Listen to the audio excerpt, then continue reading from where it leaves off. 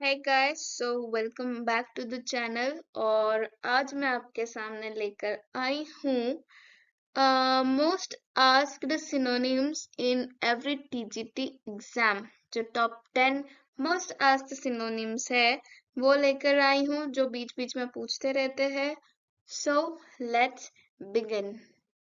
तो सबसे पहला क्वेश्चन हमारे पास है, choose from the given options the word that best expresses the meaning of the underlined word in the following sentence। कि इसमें दिया हुआ है आपको एक sentence, he is very impulsive, ठीक है, इन एवरीथिंग ही डज। तो इम्पल्सिव का मीनिंग क्या हो जाएगा? तो इम्पल्सिव का अर्थ होता है कि कुछ एकदम से बिना सोचे समझे कुछ किया गया, लिया गया एक्शन, है ना। इम्पल्सिव का मीनिंग हो जाता है। तो देख लेते हैं हम, क्या इसका आंसर वेरी होगा, क्या इसका आंसर रैश होगा, क्या इसका आंसर इम्प्रेसिव होगा या डेलिबरेट होगा। तो हम देख लेते हैं कि किनका मीनिंग हमको पता है। हमको शायद वेरी का मीनिंग नहीं पता हो, पर हमको रैश का मीनिंग पता है। रैश ड्राइविंग बोलते हैं, यानी कि वो जो गंदी तरीके से चलाते हैं या बिना सोचे समझे चलाते हैं, वो रैश हो गया, ठीक है। उसके बाद इम्प्रेसिव का मतलब क्या होता है कि इम्प्रेसिव जो प्रभावित करता हो या प्रभावशाली हो, वो इम्प्रेसिव। और डेलिबरेट का मतलब कि जानबूझकर, है ना। तो जानबूझकर में आप सोच रहे हो ना बहुत ज्यादा, वो इम्पल्सिव कैसे हुआ। तो इसका आंसर जहां तक है वो क्या हो जाएगा आपका, रैश हो जाएगा, ठीक है। क्या हो जाएगा? रैश हो जाएगा। देख लेते हैं क्या होता है। यस, तो आंसर आपका क्या हो गया? आपका आंसर हो गया है रैश, इम्पल्सिव का, ठीक है। कि इम्पल्सिव का मीनिंग क्या हो जाता है? Rash. Impulsive means someone who does things without considering, मतलब बिना सोचे कोई ऐसा व्यक्ति जो बिना सोचे, considering the possible dangers, dangers मतलब कोई आगे कुछ खतरा आने वाला हो उसके बारे में, या कोई प्रॉब्लम आने वाला हो उसके बारे में बिना सोचे क्या कर देना, कोई एक्शन ले लेना, उसको क्या बोलेंगे हम?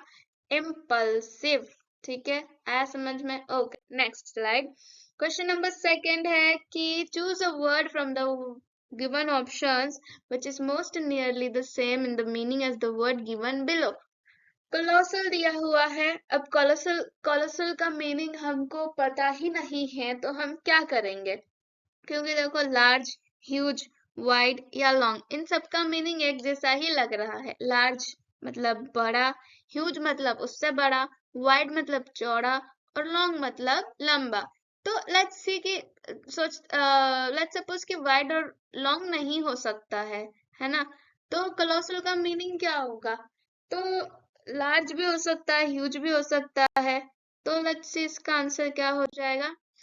कोलोसल का आंसर हो जाएगा क्या आपका? ह्यूज, ठीक है। कोलोसल का मीनिंग होता है क्या? जो कि बहुत बड़ी साइज में हो, है ना, जैसे जाइगेंटिक या ह्यूज। तो कोलोसल का अर्थ हो जाएगा क्या? ह्यूज। नेक्स्ट है हमारे पास, choose from the options an appropriate synonym of weft. अच्छा, अब वेफ्ट का मीनिंग ही हमको नहीं पता, तो हम क्या करेंगे? तो लेट्स सी ऑप्शंस से हमको समझ में आता है कि नहीं आता है। देखो, डाइव का मतलब वही पानी में डुबकी लगाना। प्लंजिंग का मतलब भी सेम ही होता है कि पानी में डुबकी लगाना। डिप का मतलब होता है कि किसी को किसी चीज में किसी किसी गीली चीज में डुबो देना, जैसे चाय, बिस्किट को चाय में डुबो देना, तो वो डिप हो गया। और फ्लोट, फ्लोट का मतलब होता है बहना, ठीक है। फ्लोटिंग या तैरना या बहना। तो क्या हो सकता है? अब देखो, ऑलमोस्ट ए बी सी का तो जो सॉरी, यहाँ पे बी होना चाहिए था और यहाँ पे सी होना चाहिए था। तो इन तीनों का तो जो इन तीनों का है, उनका मीनिंग तो ऑलमोस्ट सेम ही है। तो मे बी हमारा जो आंसर हो वो क्या हो जाए आपका? ऑप्शन नंबर डी हो जाए, फ्लोट हो जाए, ठीक है। तो वो आंसर फ्लोट ही होगा, क्योंकि वेफ्ट का मतलब होता है क्या? खुशबू, स्मेल। आया समझ में? जो बहता है, ठीक है। नेक्स्ट है हमारे पास में, विच of the following is a correct synonym of fragile. तो फ्रेजाइल का मतलब क्या होगा? फ्रेजाइल का मतलब क्या हो सकता है? तो हम फिर से वही ऑप्शंस देख लेते हैं। हमारे पास ऑप्शंस क्या क्या है। सबसे पहले हमारे पास इलास्टिक। इलास्टिक मतलब जिसमें तनाव बहुत ज्यादा हो, जो खिंचा जाए बहुत ज्यादा। फ्लेक्सिबल, जो मुड़ तुड़ जाए आसानी से।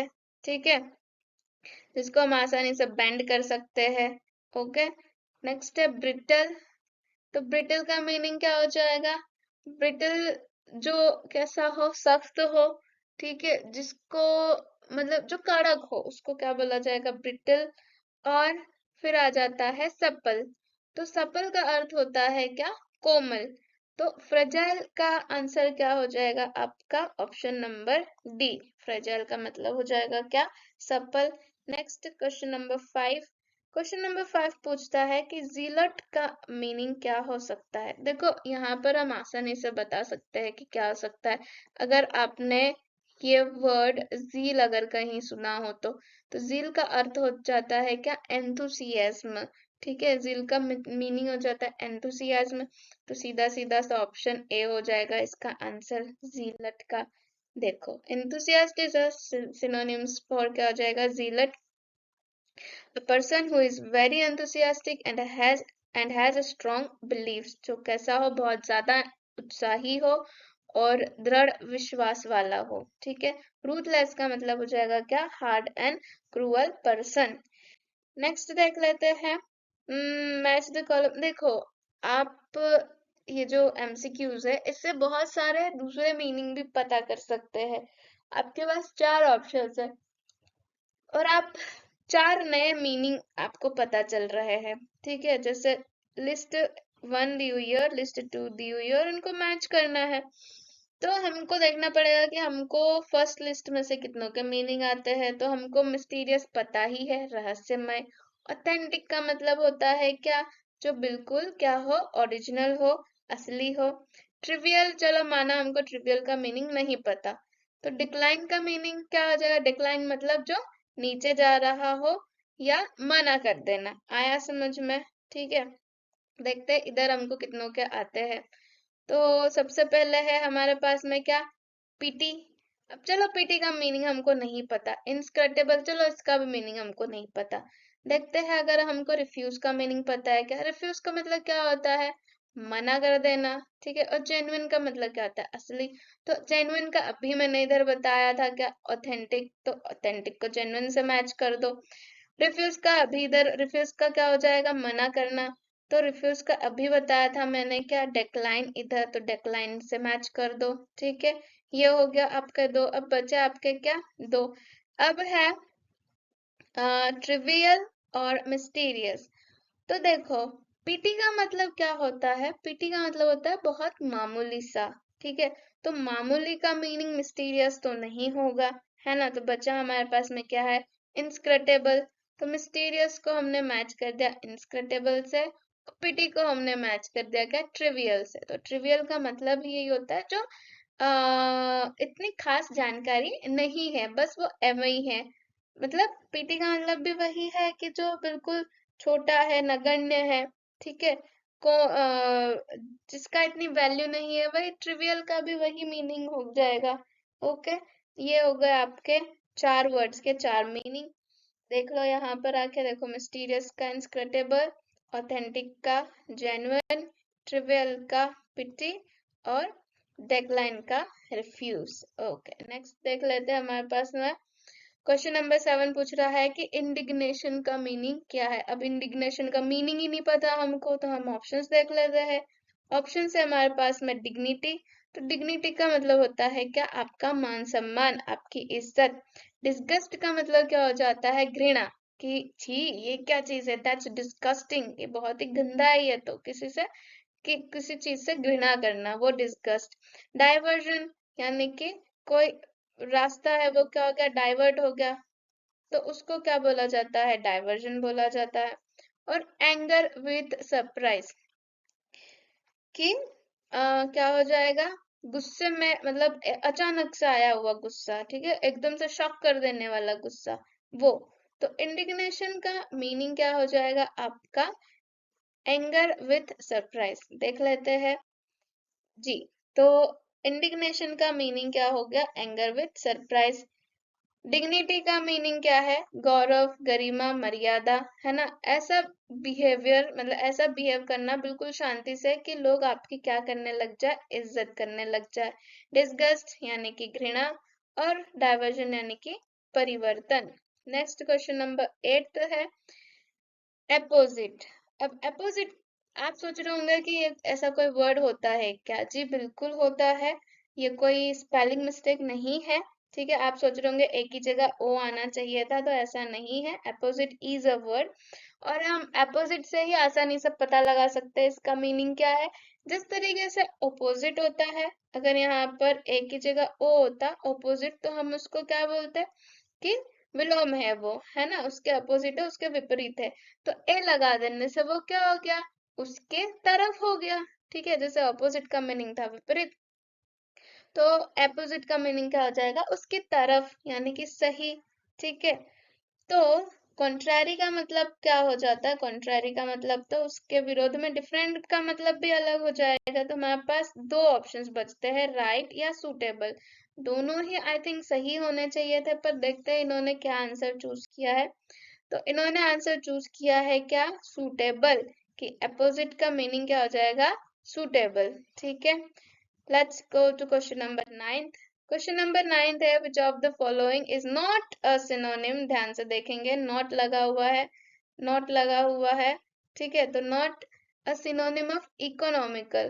देखो इकोनॉमिकल का मीनिंग क्या हो जाता है कि जो आपके बजट में हो उसको क्या बोला जाता है, इकोनॉमिकल। ठीक है, जो आप आसानी से खरीद सकते हो उसको बोला जाता है इकोनॉमिकल। जैसे वो नैनो कार आई थी, तो वो क्या थी, इकोनॉमिक थी, बजट फ्रेंडली थी, पर लोगों ने उसको चीप होने के कारण से क्या कर दिया, रिजेक्ट कर दिया कि अरे अरे इतनी चीप गाड़ी, इसमें फिर अच्छी कोई खासियत नहीं होगी, जबकि वो बहुत सोच समझ कर गाड़ी बनाई गई थी।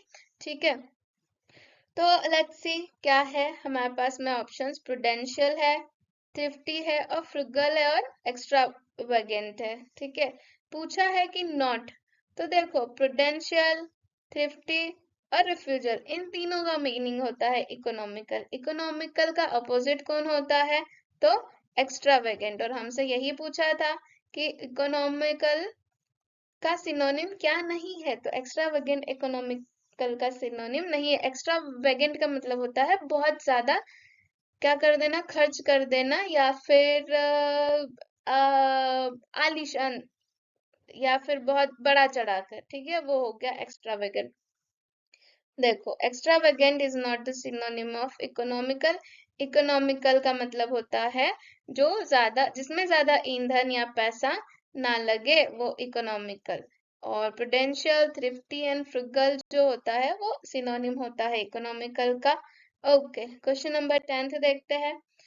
क्वेश्चन नंबर 10 है which of the following is a synonym of impromptu. Impromptu का सिनोनिम क्या है, तो इम्प्रॉम्प्टू का मतलब होता है जो एकदम से अनप्लान्ड हो। तो अनप्लान्ड क्या हो सकता है, हमारे पास ऑप्शन है स्पॉन्टेनियस। ठीक है, स्पॉन्टेनियस का मतलब भी अचानक किया गया कोई काम होता है। बाकी तीन ऑप्शंस क्या क्या है हमारे पास में, तो प्री मेडिटेटेड, कंसीडर्ड या रिहर्स्ड। तो इन तीनों में से, इन तीनों का मीनिंग तो देखो सेम ही है। प्री का मतलब भी वही कुछ पहले से किए सोचा हुआ, कंसीडर्ड मतलब सोचा, सोच विचार के किया हुआ, और रिहर्स्ड जिसको आपने बहुत बार प्रैक्टिस किया हुआ हो। ठीक है, वो, तो इसका आंसर क्या हो जाएगा, सीधा सीधा क्या, स्पॉन्टेनियस। देख लेते हैं, ये रहा आपका आंसर। स्पॉन्टेनियस का मतलब क्या हो गया, impromptu. Spontaneous, performed or occurring as a result of a sudden impulse or inclination and without premeditation और external stimulus, मतलब कि जो अचानक से किया गया हुआ हो। जैसे the audience broke into spontaneous applause, की जो ऑडियंस है वो अचानक से ताली बजाने लग गई। ठीक है, ये हो गया आपके 10 मोस्ट इम्पोर्टेंट सिनोनिम्स जो आज तक के टीजीटी में पूछे गए हैं। I hope you like this video, और ऐसे ही वीडियो के लिए please don't forget to comment and subscribe the channel. I'll see you in my next video. Bye.